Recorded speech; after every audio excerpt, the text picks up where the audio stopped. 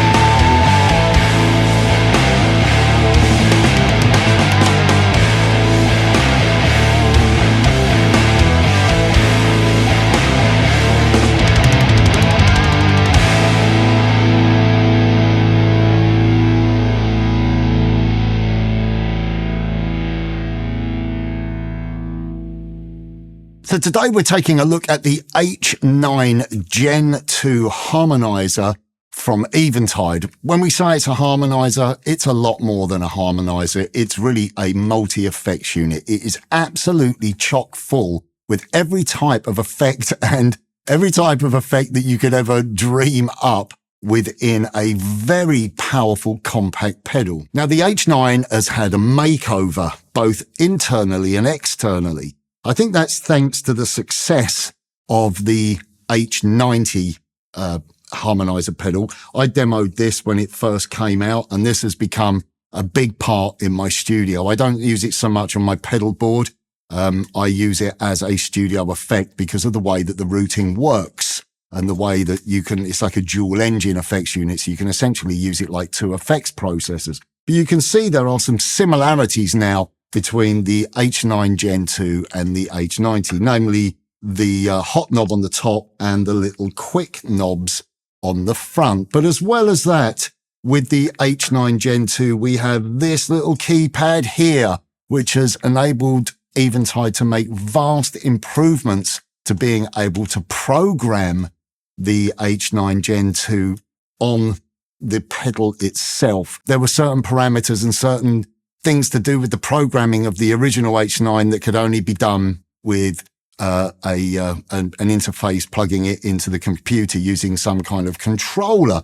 But now you don't need to do that. You can do everything to do with the programming and setting the unit up via these controls. At the point of launch, I haven't had this pedal very long. In fact, mine was held up in customs and it literally landed with me a few days before the product launch. And so it's been really quite stressful getting the track put together, learning how the pedal works. And one of the things that I quite often rely on is being able to either hook it up via Bluetooth, which you can, to an external control surface on my iPad, or plugging it into my Mac, which you can do with this. But at the point of filming the video, the controller wasn't ready. So I've done everything on the front of this pedal, and actually I kind of like that. The fact that I can be at a gig now with my new pedal, shiny new black pedal, and get inside it without having to plug it in to a computer or set it up to my iPad. So the H9 Gen 2 boasts 74 algorithms. Basically, we have different effects categories. We have delay and reverb and different types of pitch and harmony.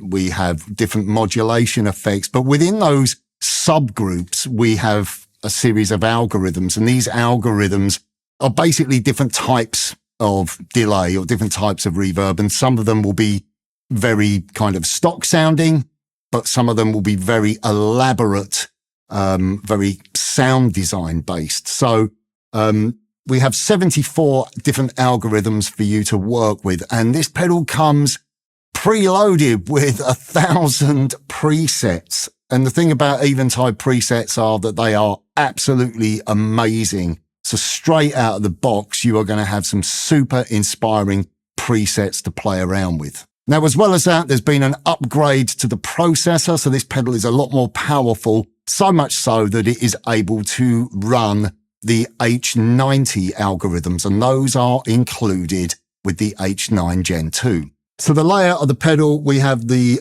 hot knob here. Basically, this does a variety of different things. You can use it to scroll through presets. You can press it to select presets or select into different modes that the pedal operates in. And as well as that, the hot knob can be used in what's referred to as perform mode, where it is like a hands-on expression pedal. And you can use it to control a variety of parameters simultaneously, depending on what algorithm you are using. And the different parameters are unique to each algorithm. So you can be playing with a specific algorithm and then be turning the hot knob, and it will be doing all manner of really super cool and crazy things, making this an incredibly hands-on and expressive piece of equipment when it comes to performance and creativity. Obviously, we have these 4 little controls here. These allow you to access the different modes.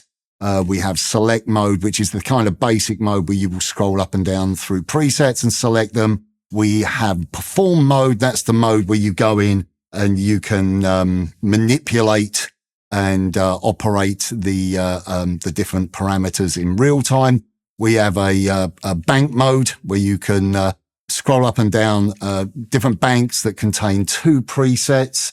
We also have the preset mode itself, where you can filter the different effects either by the different lists that the presets are within, or by effect itself, or by algorithm. And again, we'll talk about that a bit later on. And then we have the parameter button there, which is where you dig in to be able to program the algorithms and create your own presets. As well as that, by pushing different combinations of these buttons here, you can adjust the tempo of your presets. That can either be globally or per preset, and also access the routing. we have 2 stereo inputs and 2 stereo outputs. And within the routing, you can select either the normal mode. And now I've selected normal mode at the moment because I am using the H9 Gen 2 for post effects only.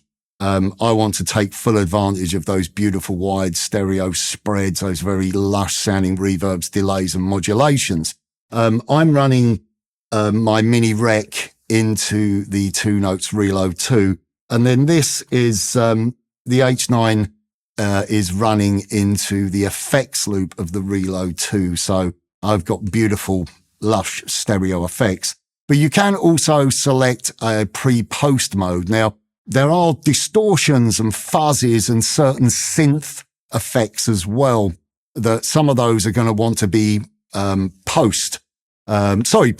There, said the wrong word. They're going to want to be pre, meaning they go into the amp before the preamp of the amplifier. And for those, for me to do that now, we will have a listen to some of those, but I will, with the wonders of video editing, miraculously rewire my setup. But what you can do is you can run it in 4 cable methods. So you would have a send and return in one of the inputs and outputs, and then you would have one of the outputs running into the front of your amp, and then you would plug directly into the pedal in with your guitar. And with the pre-post mode, that means that you could set it up so you could have distortions and fuzzes and overdrives on the front of your amp, and then you could have time-based effects in the effects loop. Now, the one disadvantage with that is that when you run it in that mode, your post effects are going to be mono. That's because we only have 2 ins and 2 outs, whereas the H90 had 4 ins and 4 outs, so it could handle pre-post mode with stereo effects. But a lot of people just use a mono amplifier, or just be like me and use it for post effects. You know, when you've got so many beautiful lush stereo effects, I don't really see the need to use this for overdrive per se. As well as that, you can also run it in wet dry mode. That's pretty cool as well. So you can route it so that you have effects on one side of the stereo field and it's dry on the other. Now you can go into the global settings to set up the different routing options, and those routing options can be saved to presets and selected on whatever preset and whatever algorithm you are using. So, you know, if you're in a preset that's got a fuzz, then, or a distortion, you're going to want to have that pre, and then the next preset that you have, is using like the black hole reverb or something, then you're going to want to have that post. So that can be saved to your presets. Okay. We have these, quick knobs here. The quick knobs are used for adjusting different parameters. Even when I'm in the select mode as well, we have a series of sort of quick access parameters there. And just by pressing and holding those buttons, it enables you to change what parameters you can quick access. Then we have the stomp switches down here, which again are used for either scrolling up and down presets. But when you're in perform mode, these become what are referred to as hot switches. What is a hot switch? Well, a hot switch basically can have a specific parameter assigned to it. And you can have 2 different parameters per hot switch. Basically, you can set that up when you are in the perform mode, and by using the scrolling with the big knob, you can change to these different layers. And basically, you could be playing and then put your foot. It could be like either a latch switch or a momentary switch. So you hold your foot down, and it's going to do some kind of crazy pitch shifting or something. That's exceptionally cool, actually, if you are using like the polyphonic harmonizer, because you can be playing chords and then pushing the foot switch and changing the pitch of the chord. So a bit like Eddie Van Halen with his trans trem, or with a slide guitar or a pedal steel or lap steel or something. So there's some pretty creative things that you can do when you are utilizing these switches. These little lights as well, although they are indicators to show us different states that the pedal is in, they also double up as switches as well, or little buttons that can turn on and off presets, or they do a variety of different things. As I said, I haven't had this very long, so hopefully all of the information that I'm giving you is relevant and correct. I should also mention with the connectivity as well, we have a socket here for connecting an expression pedal, as well as that, a secondary control. They do these little sort of bar things, Eventide. They're not made by them, but you could have some form of foot switch as well. So you could be doing different things with the foot switch to free up the switches on the front of the pedal. So there's a lot of connectivity options, and there's obviously a USB as well for updates and connecting it to the control surface. So I'm going to play through a few sounds for you now, a few of the presets, just to whet your appetite, and then we'll just go into each mode and have a look at what's going on. And then I thought I would share with you some of the presets that I used on the track so you could hear some of the tones isolated.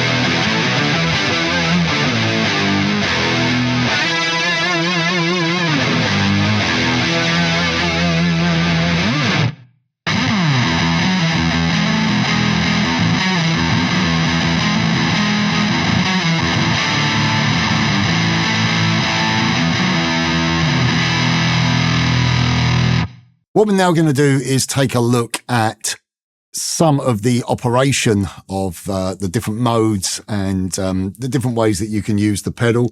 At the moment, we are in what's referred to as select mode. Now, with select mode, you can basically go up with this switch, push this switch, and that will select a different preset. You can either press and hold to make the light go blue, and then we will go down through the presets.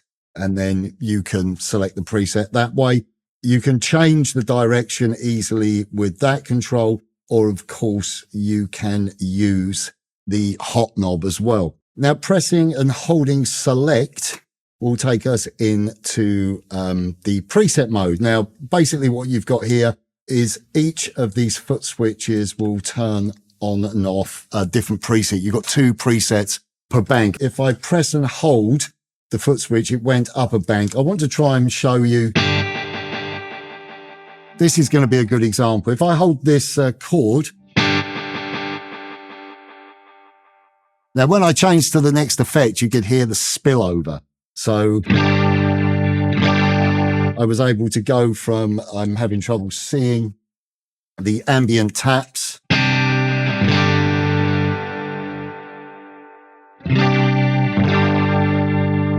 So by turning the hot knob, you can scroll through these sort of different subcategories as well. These are called essentials, and you've got delays.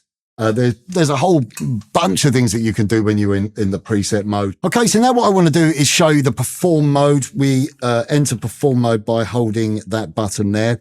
Now, this is where you can basically make use of different parameters that have been saved or assigned, should I say, to the hot switches or to the hot knob. I've selected this sort of pitch bending effect, which is pretty cool. If I play a note, there you go. So basically, that's acting like an expression pedal. If I just hold an open string, I can also press one of the foot switches as well, or the hot switches, and that will also activate another assigned parameter.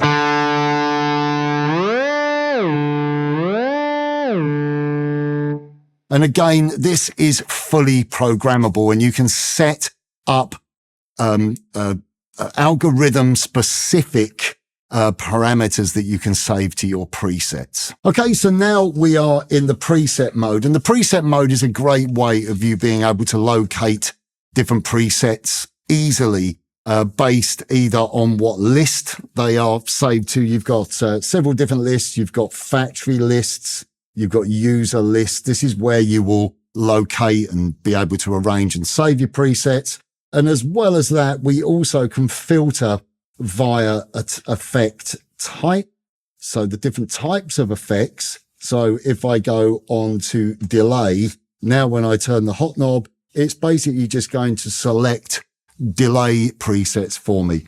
But as well as that, we can go to all, and I can then go through different algorithms, or I can search algorithms via type. So again, I could select reverb and then scroll through and find all of the algorithms that are reverb based or delay based or pitch based or whatever. So that's a really great way of being able to negotiate your way around the H9 Gen 2, because there is so much inside it. Finally, we have the parameter switch. When I enter into this is where we can find the parameters that enable you to be able to program. And as you can see here, the quick knobs basically operate a variety of different parameters that are associated with that algorithm. I should point out, you've got the preset name, and then underneath you have the algorithm that is being used within that preset. And then as you scroll this wheel across, you can see that you have a variety of different other parameters within that preset. And then to save, you literally just hold the preset button there, and then you can edit the name and save it to a different location. But that's really cool. It's really easy now for you to be able to program on the fly. And literally every single parameter is there and they're all controlled with the quick knob. So yeah, very straightforward, and then just save. Now, as well as that, there's a couple of dual functions. We've got, if we push the two bottom buttons there, that takes us into the tempo. So you can set the tempo either globally or for each preset. And up here, if I push the top two buttons, that takes us into the system settings for global settings, as well as selecting the routing to do with the, the different modes that you can run it in that we mentioned early on in the video. I should also mention that we've got MIDI connections on the side. I did forget to mention that. So to wrap things up, I thought that we'd just go through some of the presets that I used for the opening track.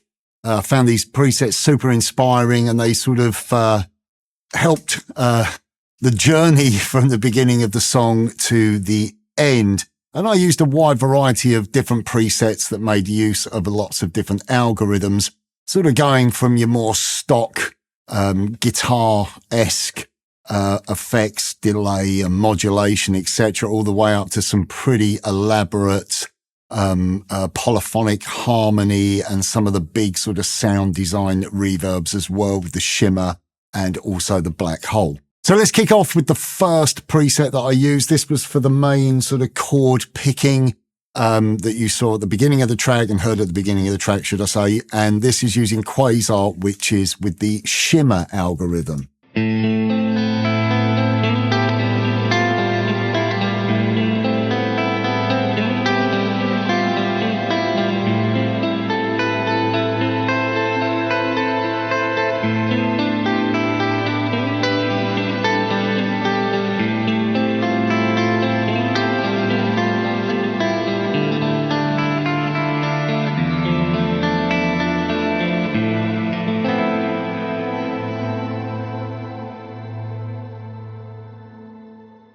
Okay, next up, over that first section, I wanted to create some sort of more psychedelic sound. So I went for this reversed swell preset that's using I believe it's the grain mod algorithm. And to be honest with you, I just played a load of nonsense, but it kind of sounded pretty cool. So let's check this preset out.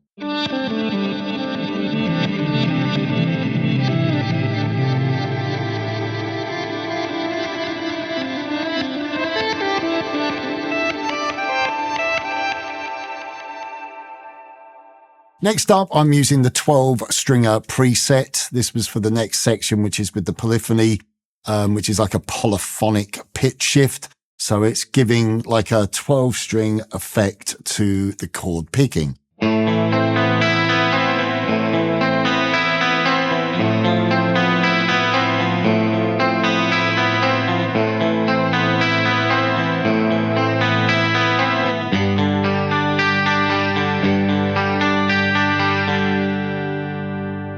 Next up, we have ambient chorus using the space-time algorithm, and this was for a little melodic phrase that I played, making use of the different switching I can do on this guitar. So I'm using the bridge and the neck, so you get almost like a telly-esque sort of sound with it. Let's check it out.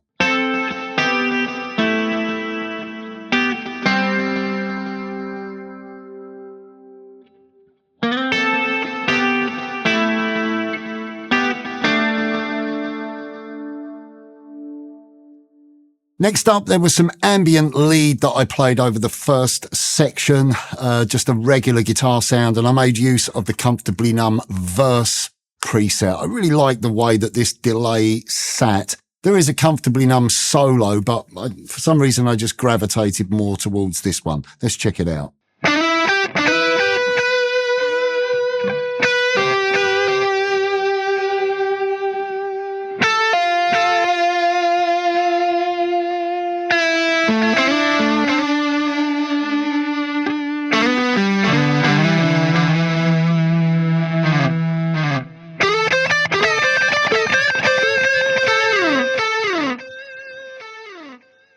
Okay, next up, we're going for the first set of heavy rhythm guitar chords, and for that, I went for that classic pitch D tune. We're using the H910 algorithm. There's a whole bunch of really cool pitch D tune presets, different choruses, different delay settings, but also some very EVH inspired ones as well. There's some other EVH settings as well within the H9 Gen 2 pedal. So let's check this out. This is a really nice way of adding some thick width to your guitar sound.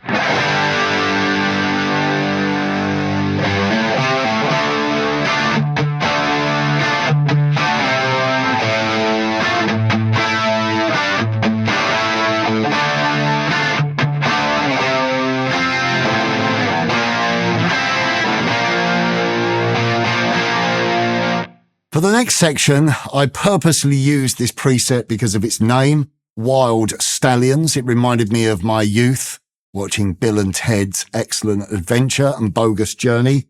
You'll notice actually that I'm making use of the filters as well. I'm selecting the relevant algorithm, and then that means that I can find the presets much easier. For this one, I did do some editing. I went into the parameters, very straightforward, just by hitting that button. And I actually changed the key because this is a diatonic effect, a diatonic pitch. You can change the key. You can select the mode. So the riff was in A minor. So I selected it to A minor and I played two riffs. I was kind of going for that Steve Vai thing where he almost gets like these pseudo 7-string sounding riffs. I'll just play you one example because the other example is pretty much the same. It's just one side I was down by a fifth, and then I played the riff in a slightly different position with it in a fourth and had them panned, and it created a pretty cool sort of pseudo Passion and Warfare era riff sound.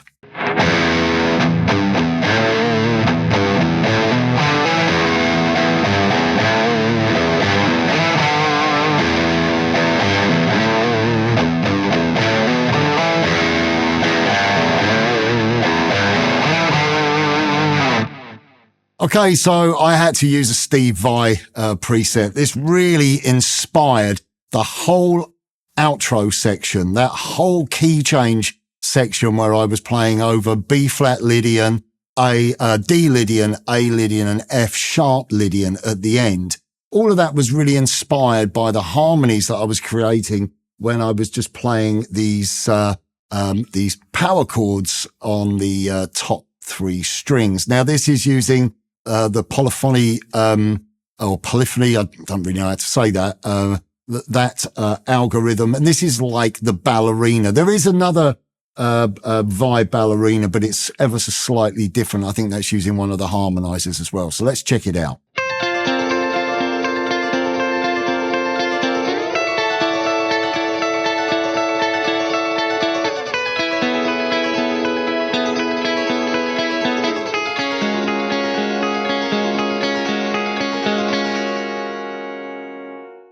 Okay, over that section, I wanted to get a little bit psychedelic and I wanted to use one of the Black Hole algorithm presets. So I'm just using Black Hole, and all I was doing there was just outlining the different Lydian key changes. So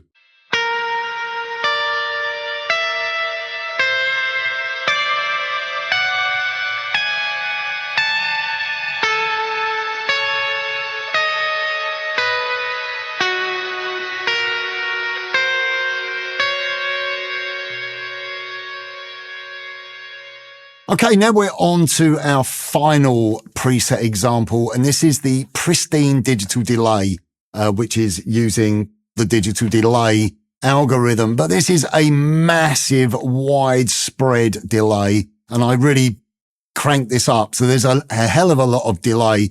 But even though there's a lot of delay, there's still a lot of separation. So let's check out this tone. I really, really found this tone inspiring.